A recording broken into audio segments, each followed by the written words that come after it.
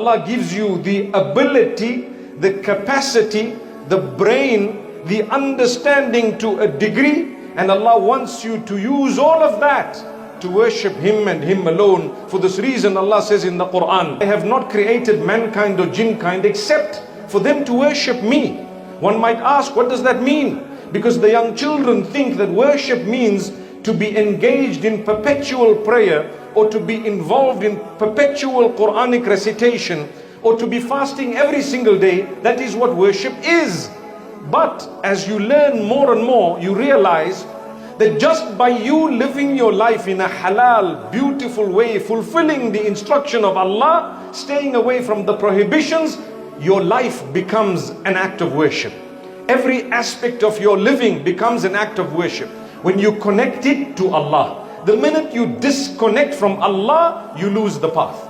And this is why if you take a look at the most repeated dua on earth, so Allah wants you to ask Him, Allah wants you to supplicate, Allah wants you to pray to Him. And the most repeated dua on earth is a dua for guidance.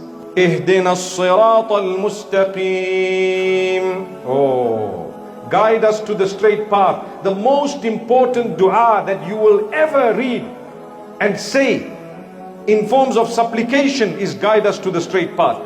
It is compulsory to repeat that in every unit of your prayer. So Allah wants you to repeat that, because the most important gift that Allah can ever give you is that He guides you to the straight path. Not the path of those who have earned His anger, nor the path of those who have gone astray. Allah says, every one of you have to say, guide us to the straight path. So by me calling out to Allah and supplicating to Him, it increases the chances of myself being rightly guided. The same applies. Anything I want on earth, don't think that your capacity and your capability will singularly get you to achieve what you want. No, it won't. It is the help of Allah that will give you what you want. It's not just your capacity. There are people far more intelligent than you and I. They didn't even find the straight path. There are people who have top brains, but they are struggling on earth.